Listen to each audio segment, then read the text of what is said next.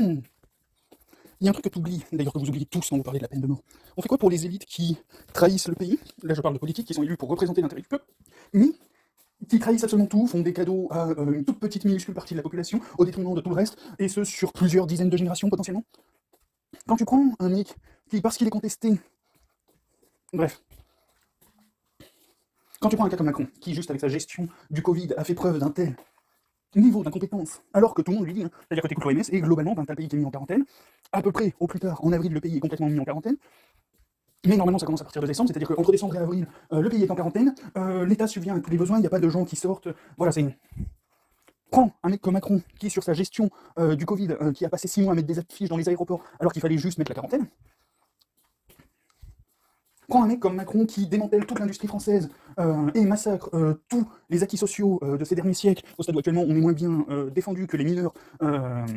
Pouf pouf, je crois que c'est dans les années 1850, pouf pouf, Germinal, exemple, la période décrite par Germinal, on a moins de droits d'acquis sociaux que les mineurs. Il y a un siècle et demi. Notre pays est soumis à l'Allemagne 2 à 3 fois plus que ce qu'il était pendant la Seconde Guerre mondiale.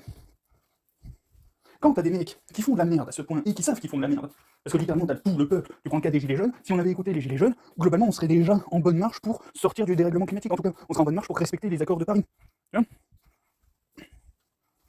Et ça date de 2018, hein. On a 7 ans de retard. Je laisse intégrer le concept.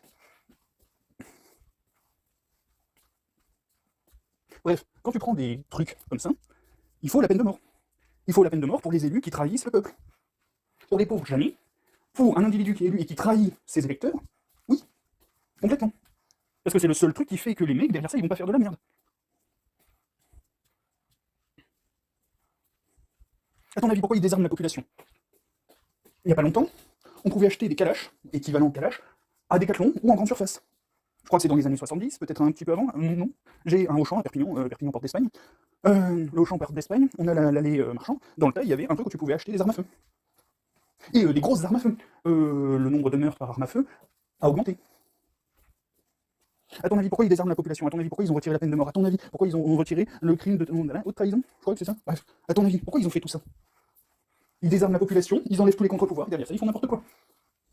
Et quand la population pense que manifester, parce que la population a oublié que manifester, c'était le truc que tu fais avant de sortir les armes pour faire la révolution, littéralement, sinon on fait ça, c'est parce qu'un jour on a fait une grande marche entre Marseille et Paris, en gros, je schématise très rapidement, un jour on a fait une grande marche entre Marseille et Paris, on avait pris toutes les armes qu'on pouvait, et voilà. Et les manifestations, si c'est un sport national, c'est parce qu'on a fait cette marche, et c'est pour rappeler à nos élus qu'à tout moment on fait cette marche.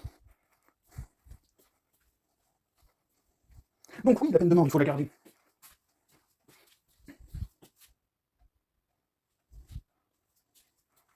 Pas contre le peuple, parce que de toute façon, encore une fois, là, par contre, je vais expliquer quand même pour tous ceux qui sont trop peine de mort, pour le peuple, pour punir la délinquance. Là, il y a un élément dans la vidéo qui est donné, à aucun moment on peut avoir la certitude de la validité des preuves. Les seuls cas où on peut avoir la certitude de la validité des preuves, c'est quand tu as un retranscrit de type, par exemple, militaire, où tu as la date, l'heure, enfin bref, quoi, c'est la date, l'heure, l'interaction, l'incapacité à falsifier le truc, bref. En gros, si tu as une clé de chiffrement RSA et que tu as moyen de prouver que la clé appartient à machin, que tu vois machin utilisé, que tu vois que tu as des... Bref. C'est le seul moment où tu peux commencer à parler de certitude de preuve. Et derrière ça, il y a le truc du pauvre. Pourquoi il a fait ça? Une déviance mentale? Bon, bah sa place est plus dans un asile que mort. Et on aurait dû l'encadrer correctement. Si un déviant mental fait un meurtre, viole une gamine, un truc comme ça, c'est un problème de société. C'est pas un problème du déviant. C'est un problème de la société. C'est la société qui n'a pas été suffisamment performante pour gérer la situation en amont. C'est un pauvre qui fait un braquage et qui finit par tuer. Oh, bah s'il n'était pas pauvre, il n'y a aucune chance qu'il fasse ce braquage. S'il n'est pas pauvre, à aucun moment il va acheter son arme à feu sur le marché noir parce qu'il n'en a pas besoin. À aucun moment il va braquer parce qu'il n'en a pas besoin. Et voilà. Il est complètement con, quand tu vois son procès, il est pauvre, voilà, il a fait le braquage, mais c'est principalement parce qu'il est complètement con, attardé par une religion dégénérée, que ce soit chrétien, que ce soit musulman, que ce soit juif, n'importe quoi, il a des trucs sectaires ou n'importe quoi, c'est une défaillance de l'éducation nationale. On n'a pas appris à cette personne à utiliser des raisonnements logiques qui ont fait qu'il a fini par décapiter un prof d'histoire parce que le mec fait son cours d'histoire. Hein, c'est un échec de société, parce qu'on n'a pas massacré la religion comme elle devrait l'être. Parce que littéralement, je vais remettre un petit tacle comme ça, tu n'as aucune raison d'être religieux. Que tu penses, ta version de la religion, que tu es ta spiritualité, qui vient de ton interprétation. Mais si tu suis un bouquin, l'autorité d'un fils de pute quel qu'il soit, ou d'une salope, genre une médium à la con qui te dit oui, moi je suis en contact avec tes ancêtres, et tel parent que t'as perdu te dit ça, bon voilà, c'est un niveau de connerie aberrant. Bref, tout ça, c'est un échec de l'éducation. L'éducation nationale n'a pas fait sa part du taf. si on n'interdit pas, bref, littéralement, hein, je vais mettre un spoiler, pour moi, forcer un gamin à rejoindre une religion, quelle que soit la religion, ça devrait être à minima puni d'emprisonnement et gamin sécurisé en DAS. Alors, sécurisé, je dis bien sécurisé, pas envoyé dans un truc où il va se retrouver dans le même genre de configuration que quand on voit un gamin en prison pour un petit vol ou n'importe quoi, et qui finit embrigadé par Daesh, alors qu'au départ il est rentré parce qu'il a volé dans un bureau de tabac. Je donne un truc, voilà, le mec va en prison pour un truc de catégorie, il a braqué un bureau de tabac, il a volé la caisse d'un bureau de tabac, un truc comme ça, il ressort, c'est un islamiste fondamental embrigadé par Daesh qui va décapiter tous les profs d'histoire géo qu'il va croiser. Là, c'est sécurisé. Donc ça demande derrière ça d'augmenter le truc de la justice, d'augmenter le truc, la portion de la santé, ou des aides sociales, enfin pour moi les aides sociales sont une branche de la santé, bref. Ça demande de faire les choses correctement à côté. Bref, encore une fois, voilà, si un gamin envoyé en famille d'accueil géré par la DAS, ce genre de truc, bref, un gamin qui est retiré de ses parents finit dans de moins bonnes conditions que s'il était avec ses parents, c'est un échec de société, encore une fois. Bref, mais techniquement, tu vois un gamin qui commence à te parler de religion, n'importe laquelle, le gamin est rentré dans une secte. Pour de vrai, hein, littéralement. Le mec il croit que, alors si c'est un musulman, il croit que son prophète est monté à Dodan sur plusieurs tranches de ciel et a fait différents trucs, à un moment il a croisé l'archange, voilà, c'est d'accord. Il y en a un autre qui pense que, bref, c'est une secte.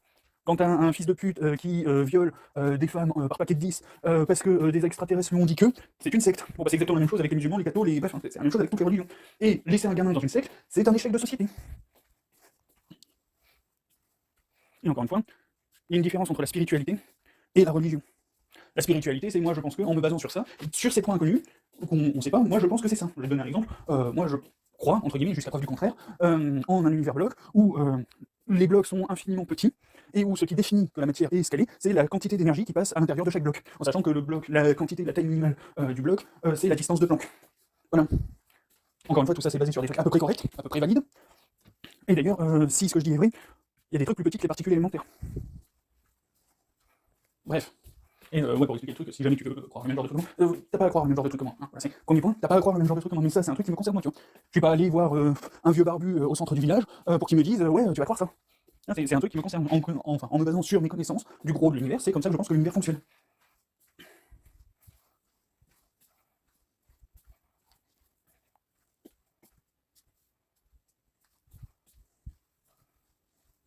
Bref.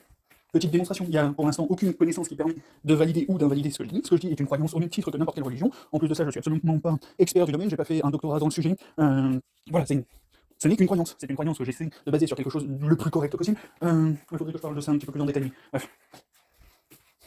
Ouais, il faudrait que j'en parle un petit peu plus en détail pour que ça soit un petit peu plus. Mais bref, bon. Il me semble que j'en avais parlé un peu. En image, je sais que j'ai fait un montage, je sais pas si j'ai mis sur YouTube, et si j'ai mis sur YouTube, je sais pas si j'ai rendu public ou non. Bref. Donc voilà. C'est une croyance, personne n'a à me faire chier avec ça, je fais chier personne avec. Alors là, je le donne en exemple. Bref, mais encore une fois, c'est les théories de l'univers bloc, et pour les dimensions, c'est une estimation personnelle, pour la taille du bloc, c'est une estimation personnelle. En gros, je prends la plus petite unité de distance valide, qui est utilisée en théorie, et qu'on sait qu'elle existait, en tout cas par rapport au point de vue du Big Bang d'origine de l'univers. T'as compris le concept? Je prends la plus petite unité physique connue, et derrière ça, je quadrille voilà, la totalité de l'univers avec ça, et littéralement, le truc est fixe, et nous, on se déplace, enfin la quantité d'énergie qu'on a, et d'ailleurs, toutes les propriétés physiques viennent de cette quantité d'énergie. Bref. Nous, on se déplace à l'intérieur. Imagine le quadrillage, c'est une très grande piscine, et toi tu déplaces ta main à l'intérieur, tu vas avoir des courants qui vont se faire, bon bah c'est la même chose, entre ce qu'on pourrait potentiellement appeler l'énergie noire, le truc d'où on tire la gravité, enfin la gravité de la masse plutôt, la gravité dépendant de la masse, bref. En gros, l'énergie se déplacerait là-dedans, et le déplacement de... Bref. Encore une fois, voilà, c'est une religion. Pour l'instant, c'est une religion. Jusqu'à ce que ce soit confirmé ou infirmé. Si jamais il y a quelque chose qui vient complètement détruire le machin, ben, ça disparaîtra avec.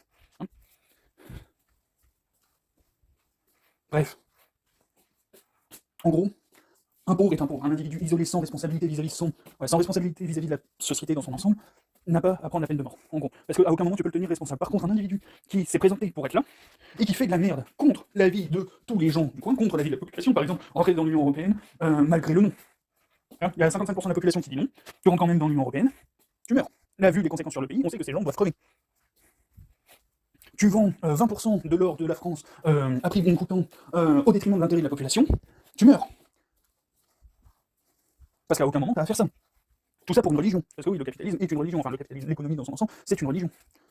Et écoute, quand tu te bases sur Homo economicus, un dieu vivant qui a conscience d'absolument tout ce qui se passe sur la planète pour prendre ses décisions, bon, désolé, c'est un peu con quand même. T'as juste à regarder les plus gros capitalistes de cette planète, ceux qui ont le plus de capital, c'est absolument pas des Homo economicus. Hein. En tout cas, tel que tu le définis, très clairement pas. Hein. Ça, ou alors ils ont absolument pas... Enfin bref, non, ils ne peuvent pas être des homo economicus. Ils maximisent leur bien-être personnel en essayant d'accumuler le maximum d'argent, mais leur bien-être enfin, personnel dépend de leur environnement. Ils détruisent leur environnement. Ils détruisent donc par conséquent leur bien-être personnel. Donc ils ne sont absolument pas des homo economicus. Bref, bon voilà. Pour ces fils de pute, peine de mort.